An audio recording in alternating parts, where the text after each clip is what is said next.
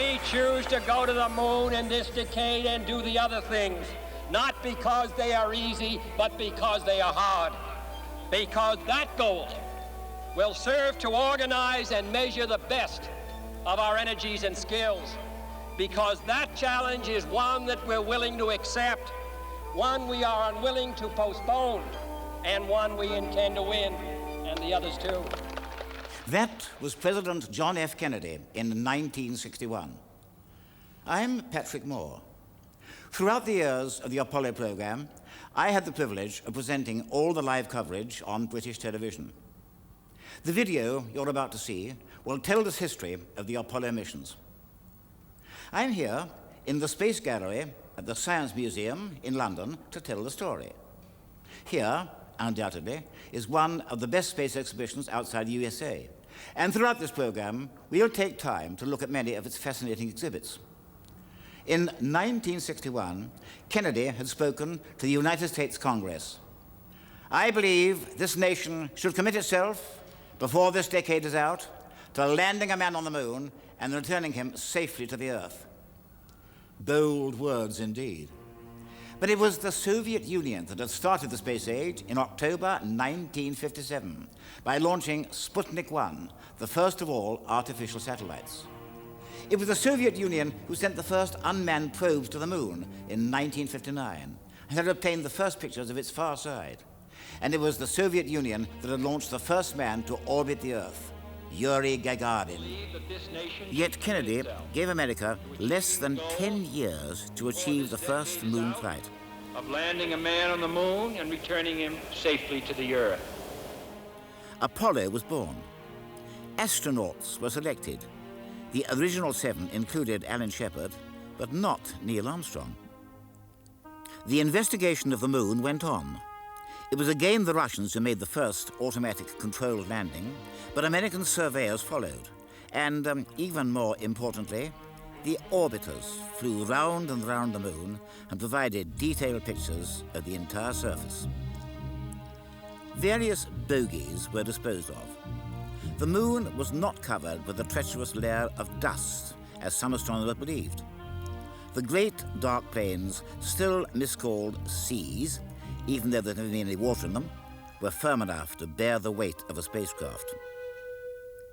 The moon had no air, but so far as could be ascertained, neither did it contain anything harmful. Its mountainous, cratered landscape awaited the arrival of man. America had some helpers. Werner von Braun, who built the V-2 rockets at Peenemünde in the Baltic during the war, was in their team, and his expertise was unrivaled. If we look above where I'm standing, there's an example of his work, an actual V-2 rocket. The lunar project started to become international, though the Soviet Union was aloof and was planning its own moon landing, even though the Russians had to abandon it when it became painfully clear that their rockets were not sufficiently reliable. But American orbital satellites became more and more sophisticated. Space dockings, space maneuvers, all went well, more or less. More astronauts joined the program, including 3 named Neil Armstrong, Edwin, Buzz Aldrin, and Michael Collins. In orbit, or en route to the moon, there's no weight. Gravity is neutralized, but fears of excessive space sickness or loss of orientation proved to be groundless. So was the fear that spacecraft flying beyond the atmosphere might be battered by meteoroids. By 1967, everything was on schedule. Then, on January the 22nd, disaster struck. 3 Apollo astronauts, Grissom, White and Chaffee, were carrying out a ground test. They were inside an Apollo module when there was a sudden call of fire. Nothing could have saved the astronauts, America's first space martyrs, though sadly not the last. It says much for the planners and the resolve at NASA, America's space agency, that in less than 2 years, Apollo was once more on schedule. S4B pre-press complete. Roger. Flight booster. S1C pre-press complete. We're on in. An Apollo mission is not so straightforward as might be thought. What you can't do is to take off, go to the moon, and come back in a single, uncomplicated vehicle. Takeoff is by rocket booster. and the power needed is immense. Buster, go, all engines. Roger. Okay, Fido, how's it look? Looks good here, flight. Good agreement. Okay, Booster, how do you look? S1C looks good, flight. Okay, Capcom, we'll go you on the ground. Okay, we'll go at 1, Capcom. The bottom part of the launcher falls away. Only the upper part continues on its way. The command module is the astronaut's space home. Once in lunar orbit, 2 of the 3-man crew enter the spidery lunar module and descend to the moon.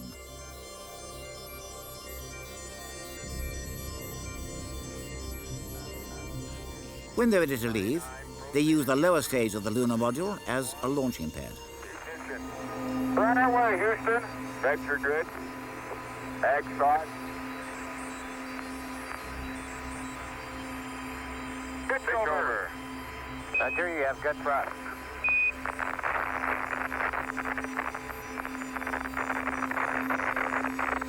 Okay, 30 seconds. 308 your number. They rejoin the 3rd crewman, the lunar module is jettisoned, and then homeward bound to splash down in the ocean. There is so much that can go wrong, and there's no provision for rescue if the astronauts make a faulty touchdown on the moon, or if the one ascent engine in the lunar module fails to work properly the first time. Tests went on. By October 1968, 11 years after Sputnik 1, Apollo 7 was ready to fly. It was not to go to the moon. It was to take astronauts Schirra, Eisel and Cunningham into a path round the Earth so that Apollo hardware could be tested. It worked well. Then, in December, came the first actual flight to the moon. Apollo 8, carrying astronauts Borman, Lovell and Anders, blasted away from Cape Canaveral to go around the moon. Never before had men been so far from the Earth. They were not to land, but they went into a path around the moon, and they were the first men to see the far side. It could be done. It was done. Apollo 9 was an Earth orbiter testing the Apollo equipment. And then, in May 1969, Apollo 10, carrying astronauts Stafford, Cernan and Young, again rounded the moon, sweeping low over the site where the next Apollo was to land. And here, at the Science Museum, we can see the actual Apollo 10 command module. From this craft, the astronauts orbited the moon and surveyed the site which had been selected for the first manned landing. That was to be the mission of Apollo 11. The site, the waterless Sea of Tranquility, one of the moon's great dark lava plains. That was where Neil Armstrong and Edwin Buzz Aldrin were due to land, leaving Michael Collins orbiting the moon in Columbia, the command module. But if Armstrong and Aldrin were to step onto the lunar surface, they'd have to be properly clad. On the moon, there's no air. And quite apart from the fact that you couldn't breathe, the lack of pressure around you would mean that you die in less than a minute. A spacesuit has to be pressurized, and it's bulky. But on the moon, you have only 1/6 of your Earth weight, which helps. Watched by television viewers all over the world, Apollo 11 took off, July the 16th, 1969.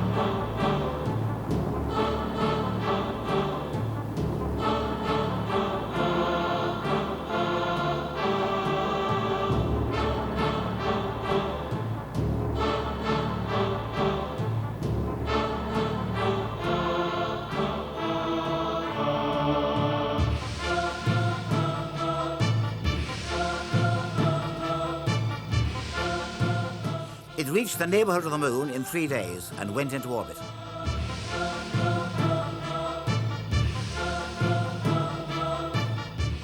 Armstrong and Aldrin entered the lunar module, Eagle, and began the descent.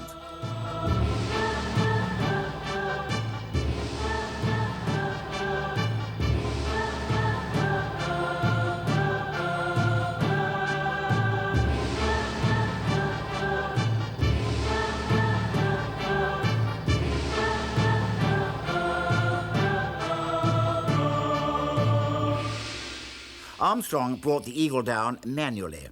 It was a hazardous business. There could be no second chance.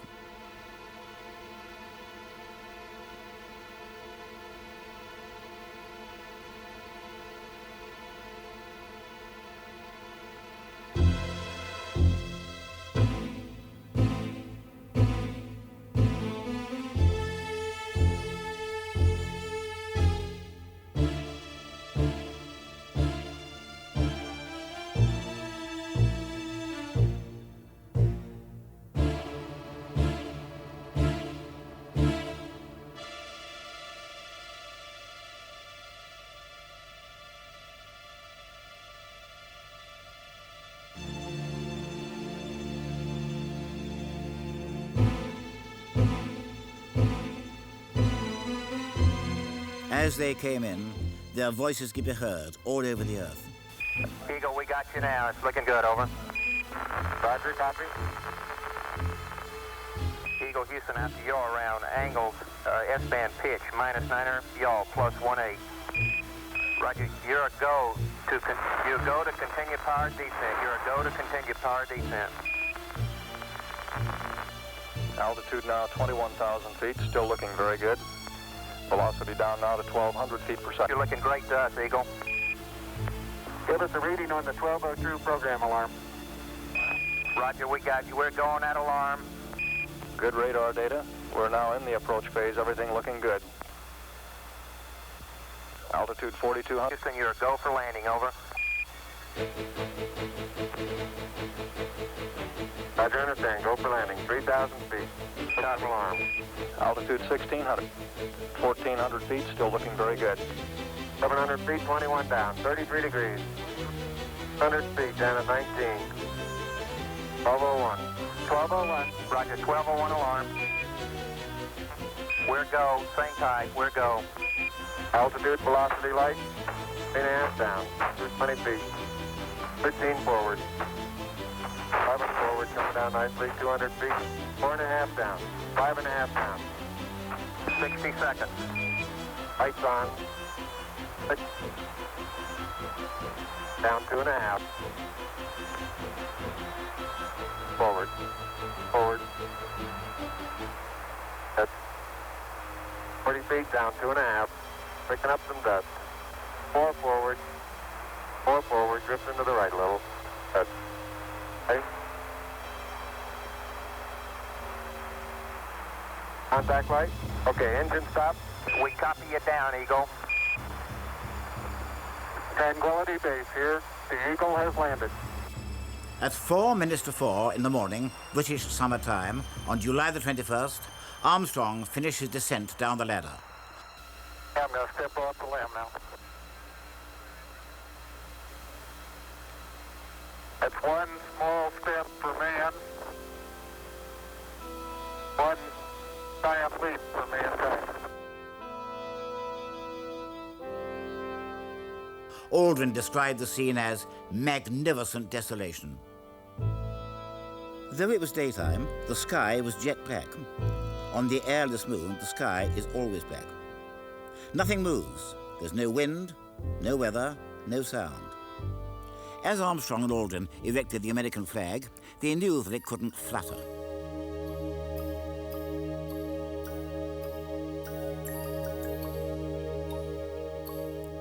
Walking around was interesting. With only 1/6 weight, everything happens in slow motion. But the astronauts had no time to waste. They had to set up a scientific station to be left behind so that they could go on sending back information. And they had to collect rocks to bring home for analysis.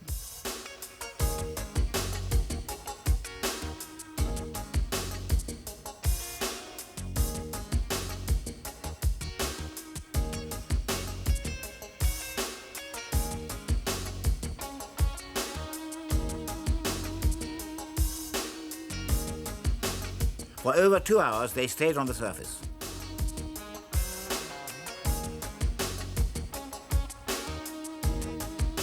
Then they re-entered the lunar module and prepared for takeoff. Base, Houston, guidance recommendation is pings, and you're cleared for takeoff. Only the top part of the Eagle would lift away. The bottom half, the launch pad, would remain on the moon. Engine arm ascent. All was well. Beautiful. Very smooth. Very quiet ride. There's that one crater on there. Eagle blasted off and carried Armstrong and Aldrin back to the command module. 1,000 feet high, 80 feet per second vertical rise. Eagle Houston, you're looking good at 2. Ping, zags, and missed all agree. I'm going right down US 1. Eagle Houston, going right down the track. Everything's great. Horizontal velocity approaching 2,500 feet per second. Roger. Some 120 miles to go until insertion.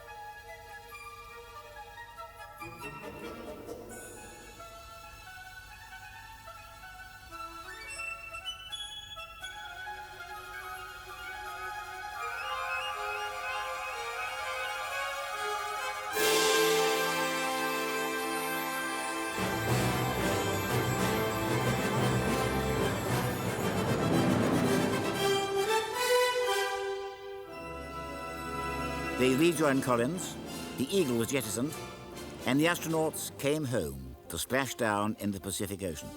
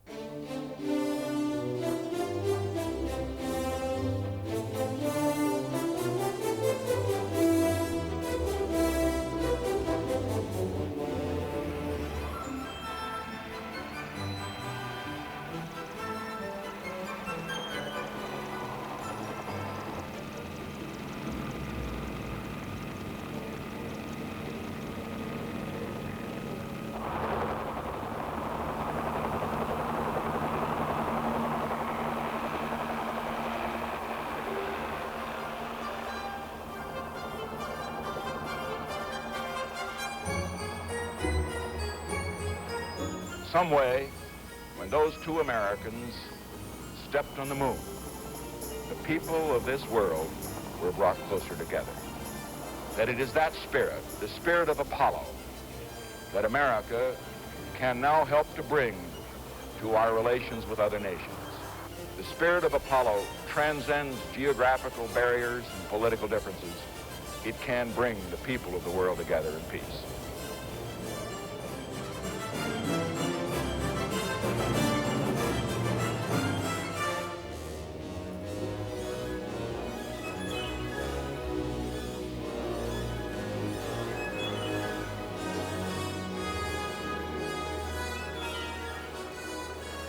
The first men on the moon were back, but there was one delay.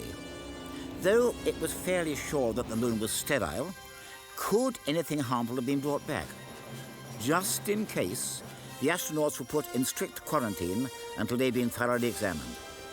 As expected, nothing was amiss, and quarantining was abandoned after one more mission. Next, Apollo 12 in November 1969, with astronauts Pete Conrad, Al Bean and Richard Gordon. This time, the launch wasn't so smooth. During takeoff, the Apollo was struck by lightning. Mercifully, it did no damage, but it was a nasty moment. This time, the target area was the Oceanus Procellarum, or Ocean of Storms, the largest of all the lunar seas. There was a special reason for this. Way back in 1967, the unmanned craft Surveyor 3 had landed there and was still sitting there. On the moon, there's nothing to disturb it. The Apollo 12 astronauts were scheduled to land so near Surveyor that they could walk over to it, cut bits off, and bring them home for analysis. Needless to say, this needed pinpoint navigation, but it was achieved. From the lander, Intrepid, Conrad and Bean did indeed go to Surveyor. The only hitch came when Bean accidentally turned the camera toward the sun and put it out of action, but otherwise all went well. Again, a scientific station was set up, known as ALSEP, Apollo Lunar Surface Experimental Package. There were experiments of all kinds, and all worked. Once again, the return journey was flawless. Surely nothing could go wrong next time. But it did. Apollo 13 was a near disaster. Trouble began early. The crew members chosen were James Lovell, Fred Hayes, and Thomas Mattingly. But at the last moment, it was found that all three had been exposed to German measles. Lovell and Hayes were immune, but Mattingly was not, and he was replaced at the last moment by Jack Swigert. The landing site was near the ruined crater Fra Muro in the Mare Nubium, or Sea of Clouds. It was to be made in the lunar module Aquarius. The code name for the command module was Odyssey. Roger. Clock start, flight. Roger. Let's just go, all engines. Roger. Okay, Fido, how's it look? Looks good here, flight. Good agreement. Okay, Booster, how do you look? That's 1C, looks good, flight. Okay, Capcom, we go, you understand? The launch was conventional. By now, many people were starting to become rather blasé. Booster, how do you look? We look good, flight, we go. Okay, Fido. We're go, flight. Looks good here. Guys, how's it look? flight. Okay, Econ, GNC. Looks good, flight. Looks good, flight. Okay, Surgeon. Looks fine. Through max Q and we go, flight. Roger, Booster. And go for staging, Capcom. Confirming board out, flight. Roger. Staging, flight. Roger. Flight, fighter trajectory confirmed staging. Roger. Flight booster, then board out was way early. Okay. Flight confirmed. Number 5 engine down. Roger. Booster, you don't see any problem with that, though, do you? Negative, not right now, flight. All the other engines are go.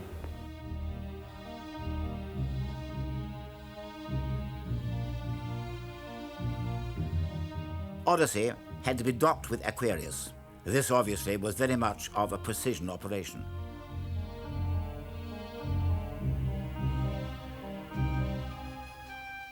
We're hard dock to Houston. Roger, understand hard dock. Good deal.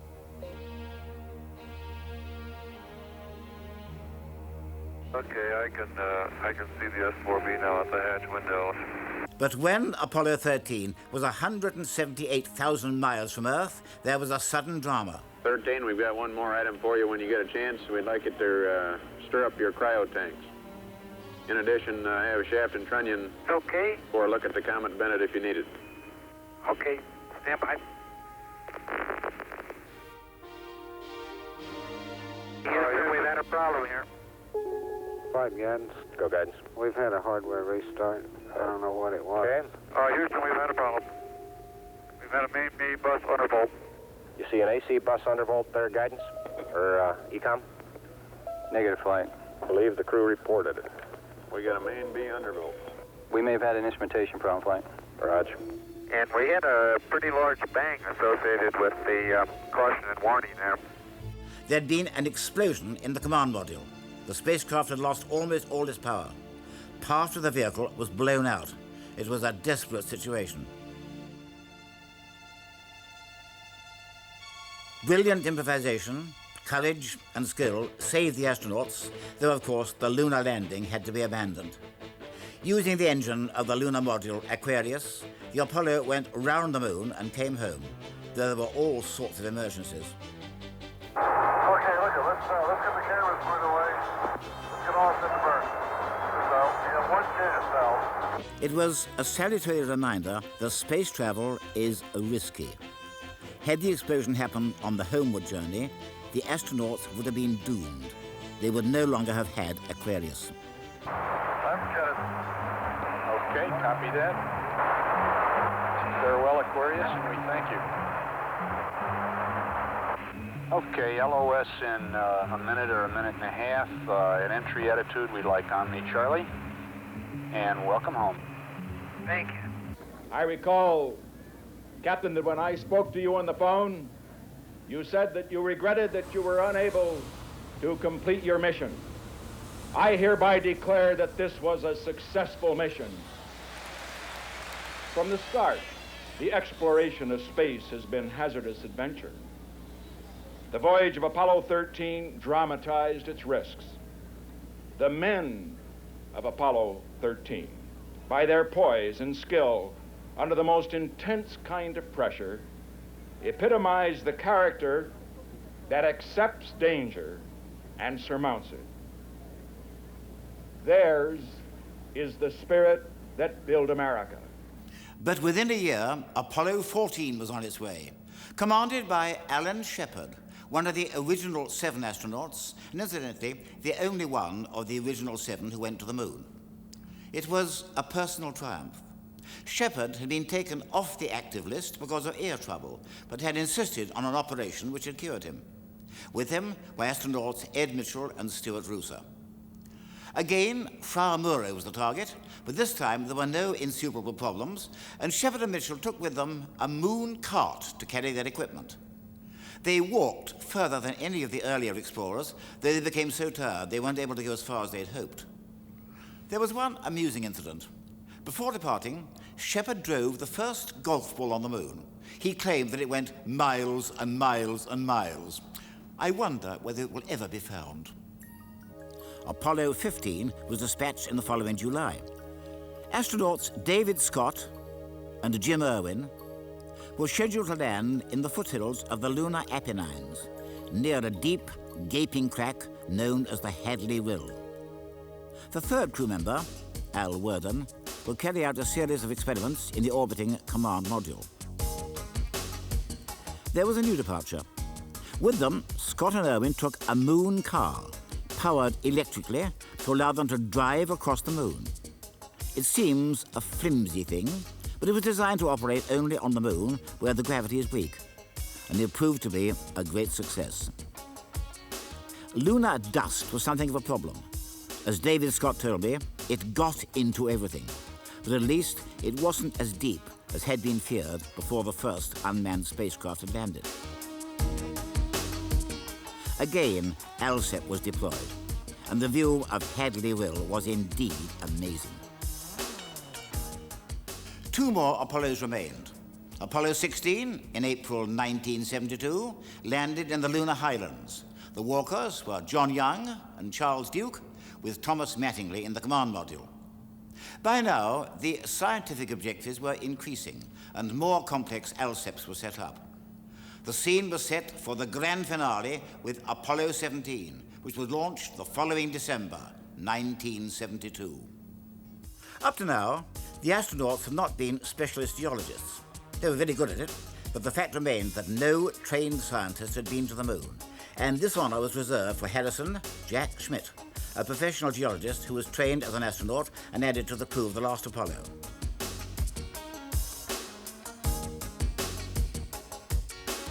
With him was a space veteran, Eugene Cernan, with Ron Evans in the command module.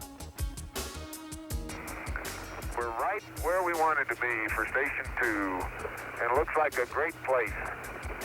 The lunar module Challenger came down in the region of Taurus Littrow, near the edge of one of the lunar seas. Big blocks, it looks like quite a bit of variety from here. Different colors, anyway. Again, the moon car was brought into operation, and the astronauts drove around.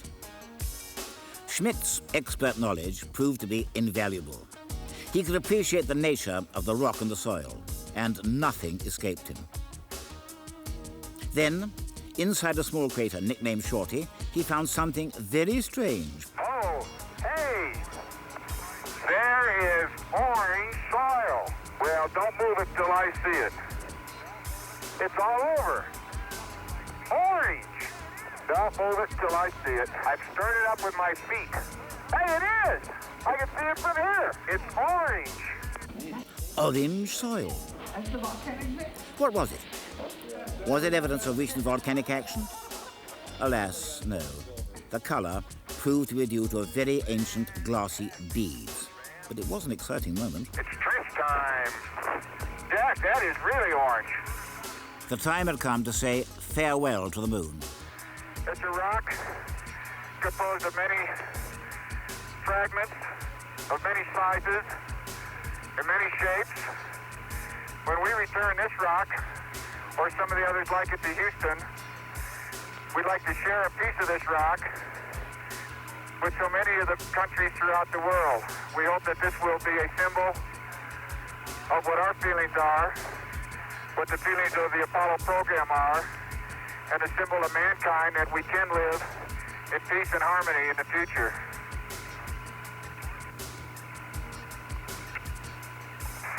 I'd like to just let what I believe history will record, that America's challenge of today has forged man's destiny of tomorrow. Gene Cernan was the last to enter the lunar module, and the takeoff was recorded by the camera left behind on the lunar surface. One, ignition. Right away, Houston. Vector good. Ag thought. Pitch over. Roger, you have good thrust.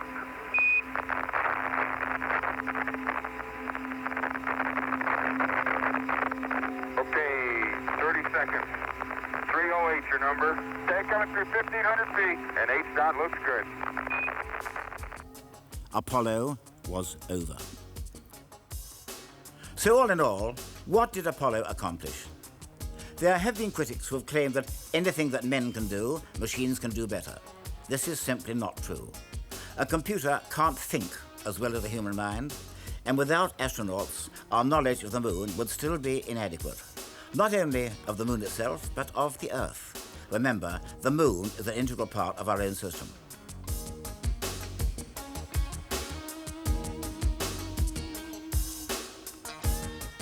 Moreover, the various experiments left on the moon have been invaluable. I need only mention the example, the solar wind collector, picking up particles sent out by the sun.